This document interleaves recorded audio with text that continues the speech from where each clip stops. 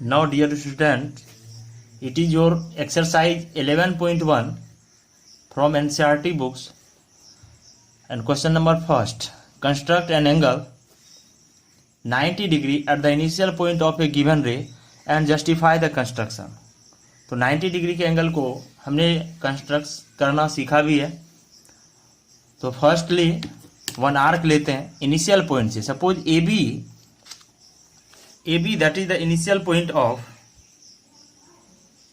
Line segment A B. A is the initial point. यहाँ पर A क्या है? A that is initial point, और इनिशियल पॉइंट से हमने एक आर्क लिया और इस आर्क के हमने 60 डिग्री, फर्स्ट कटिंग में 60 डिग्री एंड सेकेंड में 120 डिग्री, और इस तरह से 120 एंड 60 के जो लेंथ है उसको हमने बाइसेक्ट किया, और इस तरह से हमें 90 डिग्री का एंगल फॉर्मेशन होता है। तो 90 डिग्री एंगल्स को हमने फॉर्मेट किया, इस तरह से बनाया। अब इसको जस्टिफाई करना है। How to justify it 90 degree angles. Suppose इसमें पहले इसकी नेमिंग कर लेते हैं। जो पॉइंट गिवन है that is the P Q R S and that is T. इस तरह से इस पॉइंट को हमने टी लिया और इस पॉइंट को हमने क्या किया? कंस्ट्रक्शन कर लिया। इस पॉइंट को हमने डिनोट कर लिया। अब इसमें क्या करना है? जस्टिफिकेशन करना है। तो जस्टिफिकेशन करने से पहले हम इसको करते क्या है? सबसे पहले स्टेप ऑफ कंस्ट्रक्शन को हम यहाँ पर स्टेप ऑफ कंस्ट्रक्शन को थोड़ा सा नोट कर लेते हैं, फिर इसके जस्टिफिकेशन को देखेंगे। स्टेप ऑफ कंस्ट्रक्शन में फर्स्ट में हमने देखा A B is the line segment and A is the initial point. A initial point है। On A V draw 90 degree. ये 90 डिग्री का एंगल हमने ड्रॉ कर दिया। इसने इस स्टेप ऑफ कंस्ट्रक्शन से काम चल सकता है, क्योंकि इसमें डायरेक्टली 90 डिग्री के एंगल को फाइंड आउट करना है। तो 90 डिग्री के एंगल को हमने फाइंड आउट कर लिया है। अब justify that angle S A B that is 90 degree. This angle will be 90 degree, ये प्रूव करना है। अब इसके प्रूव के लिए जो इनिशियल कुछ पॉइंट्स हैं उसको हम ज्वाइन करते हैं। ज्वाइन करने के लिए join from A to Q, A से क्यू को मिलाते हैं और एस को क्यू से मिलाते हैं। एस और क्यू को ज्वाइन कर देते हैं पहले। एस और क्यू को भी ज्वाइन कर दिया। एंड ए एंड आर, इसको भी हमने ज्वाइन कर दिया, ए एंड आर को। नाउ आर एंड एस, इसको भी हमने ज्वाइन कर दिया। इस तरह से ज्वाइन कर दिया और यहाँ से 2 एंगल्स मिल रहे हैं। 2 एंगल्स दिख रहा है। अब इसके हमने इसको ज्वाइन कर दिया। इस दोनों ही एंगल को हम अलग अलग तरह से इसको दिखाते हैं।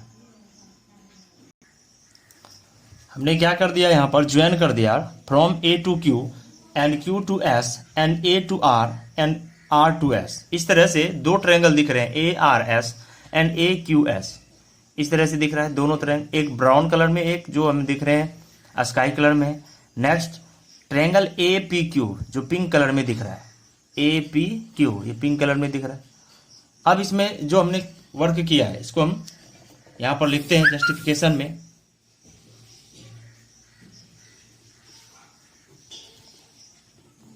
जस्टिफिकेशन में क्या करना है? Join A R A Q Q S and are S, and R S को ज्वाइन किया एंड क्यू पी, हमने सबको ज्वाइन कर दिया। अब फर्स्टली ट्रायंगल देखते हैं। A in triangle A Q P, in triangle A Q P में क्या देखेंगे? Now A P and A Q, ये देख रहे हैं सेम आर्क का, ये रेडियस आर है तो ये भी आर होगा। मीन्स ये सेम आर्क है, सेम आर्क के रेडियस हैं। मीन्स इसी रेडियस के अकॉर्डिंग हमने आर्क को ड्रॉ किया है। That means A P equal to Q P and Q P equal to A Q, A P equal to Q P equal to A P and A P equal to and A Q equal to A P. That means so that हम कह सकते हैं यहाँ पे क्या, A Q equal to P Q equal to A P that is the, हम यहाँ से रीजन में दे सकते हैं, तो यहीं पर रीजन देंगे, इसको 1 लेते हैं, 2 लेते हैं, 3 लेते हैं, तो फ्रॉम, या इसको लिख सकते हैं द लेंथ ऑफ रेडियस या रेडियाई ऑफ सेम आर्क, इसके रेडियाई, तो इसको हम क्या करते हैं, सबको हम इक्वल लिख सकते हैं, from 1 2 3 A P equal to P Q equal to A P हम लिख सकते हैं। सो ये तो तभी पॉसिबल है, so it is an equilateral triangle. जब इक्विलेटरल ट्रायंगल हो गया, from properties of equilateral triangle, so that angle QAP, that means this angle that will be 60 degree, QAP equal to 60 degree, इसको फर्स्ट लेते हैं, ये QAP 60 degree आ गया। Now but you know that, अब देखते हैं इस ट्रायंगल में, इन ट्रायंगल, अब यहां से ले लेते हैं, इन ट्रायंगल देखिए, in triangle ARS and triangle AQS, दोनों ट्रायंगल में देखते हैं, ARS एंड AQS, इस दोनों ही ट्रायंगल में AQR एंड ARS में देखेंगे दोनों में क्या है, किस तरह से ये दोनों कॉन्ग्रुएंस है। You know that AR equal to QS, AR equal to QS, sorry, AR equal to AQ, AR equal to AQ. Why? AR and AQ, that is the radius of same arc या semi circle. ये तो semi circle हुआ, इसके radius R है तो ये भी R है, ये सेमी सर्कल के सेमी सर्कल भी लिख सकते हैं, AR equal to AQ and just ARS equal to, similarly हम कह सकते हैं RS इक्वल टू SQ ना, सेम रीजन है इसमें भी, and AS equal to AS, so that side means by SSS congruence rule, triangle ARS congruence to triangle AQS, जैसे triangle congruence हुए, that means this angle and this angle will be equal, that means angle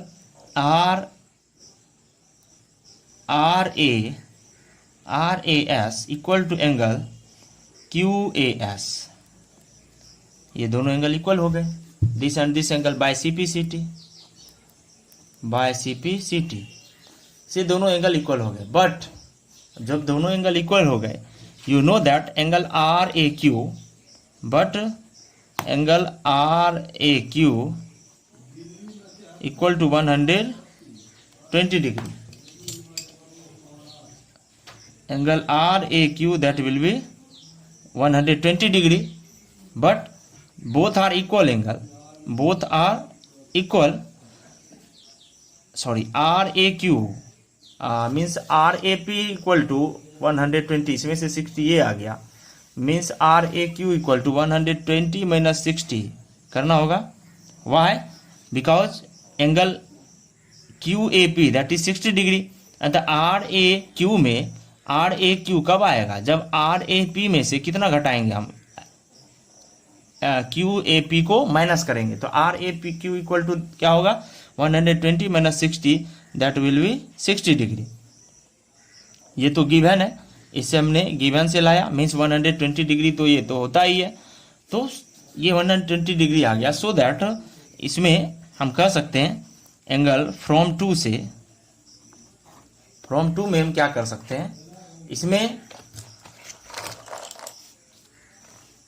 from to में हम रखेंगे, but angle जब दोनों both equals हैं, so that, but you know that angle R A Q equal to angle R A S plus angle Q A S. जब दोनों equal है तो इसको हम वन एंगल ले सकते हैं, so that angle R A Q equal to 60 degree equal to, अब इसमें लिख सकते हैं टू एंगल क्यू है Q A S, two angle Q A S, so that